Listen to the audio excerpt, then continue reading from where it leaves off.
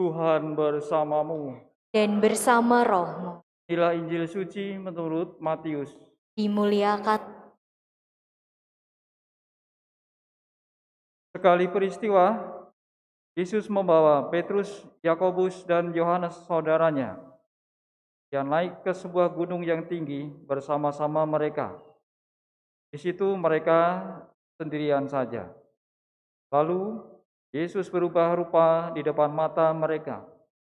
Wajahnya bercahaya seperti matahari dan pakaiannya menjadi putih berkilau seperti cahaya. Lalu tampaklah kepada mereka Musa dan Elia sedang berbicara dengan Yesus. Kata Petrus kepada Yesus, "Tuhan, alangkah baiknya kita berada di tempat ini. Jika Engkau mau, biarlah aku dirikan di sini 3 kemah, satu untuk Engkau, satu untuk Musa, dan satu untuk Elia."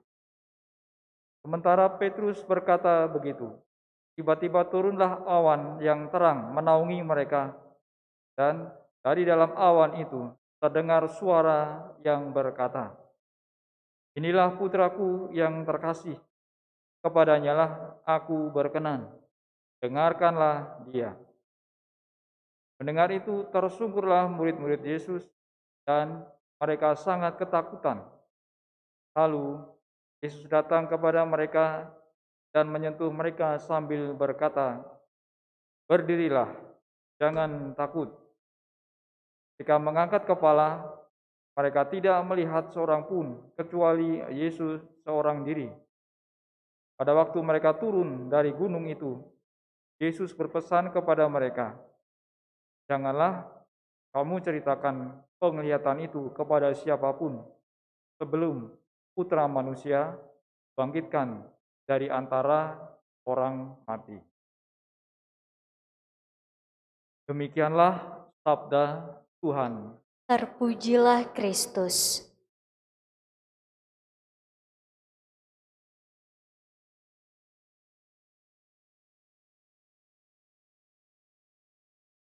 Saudara-saudari sekalian, kisah Kristus menampakkan kemuliaannya kepada Petrus, Yakobus, dan Yohanes, yaitu di gunung yang tinggi.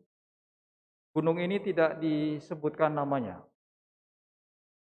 Dalam kitab suci, gunung adalah tempat Tuhan menyatakan diri, misal kepada Musa maupun Elia di Gunung Horeb atau Sinai.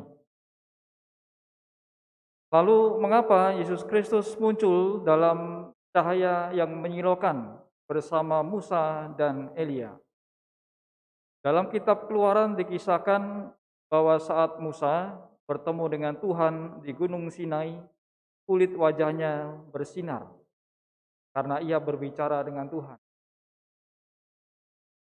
Paulus menuliskan bahwa orang Israel tidak dapat memandang wajah Musa karena kecemerlangannya.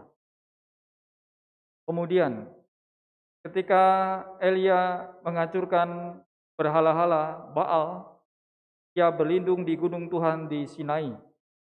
Di sana Tuhan menunjukkan kepada Elia kemuliaannya dalam rupa guntur, angin puyuh, dan api yang hebat. Lalu Tuhan berbicara kepada Elia dengan suara tenang, "Apa yang kamu lakukan di sini?" Kemudian Tuhan mengarahkan Elia untuk pergi memenuhi misi yang diberikan oleh Tuhan. Saudari-saudara sekalian, Musa dan Elia merupakan tokoh yang mewakili kesaksian seluruh hukum Taurat dan kitab para nabi.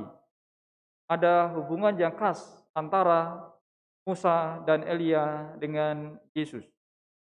Musa pernah bernubuat bahwa Allah akan membangkitkan seorang nabi yang sama seperti dia, seorang nabi yang harus didengarkan.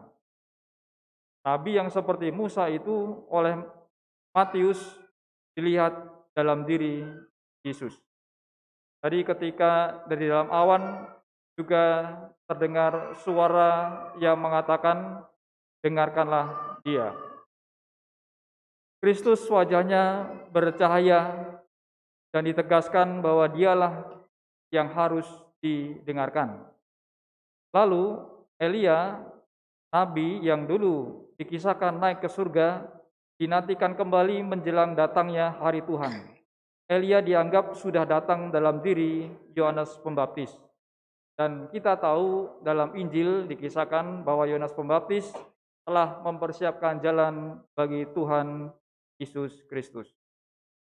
Saudari-saudara sekalian, melalui kisah penampakan Tuhan, pembaca Injil ataupun orang yang beriman yang ikut memanggul salib Kristus boleh sejenak melihat Kristus yang mulia, yang bangkit, yang berada dalam kemuliaan Bapa. Petrus mau mempertahankan momen yang mulia di atas gunung. Demikian pula pembaca Injil ingin terus bersama Tuhan yang mulia. Petrus mengatakan bahwa bahagia berada di tempat dalam situasi ketika Tuhan menampakkan kemuliaan. Selalu katakanlah merasakan Paskah, Kristus yang bangkit, Kristus yang mulia. Saudara-saudari, untuk mengetahui kehendak Tuhan, suara Allah menunjuk jalan yang praktis, yaitu ketika Allah mengatakan, dengarkanlah Dia. Yang diharapkan adalah mendengarkan Tuhan, membiarkan diri dituntun oleh firman-Nya.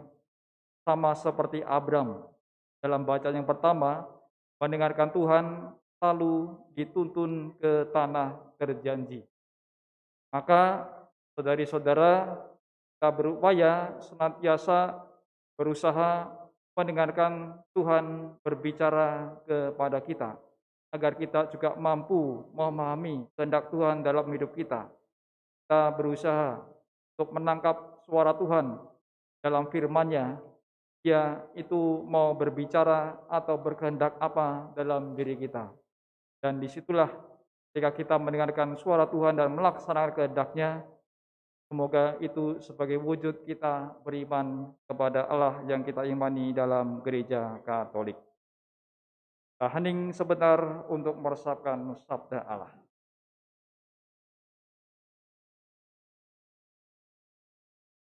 Saudari-saudara, marilah kita sekarang meneguhkan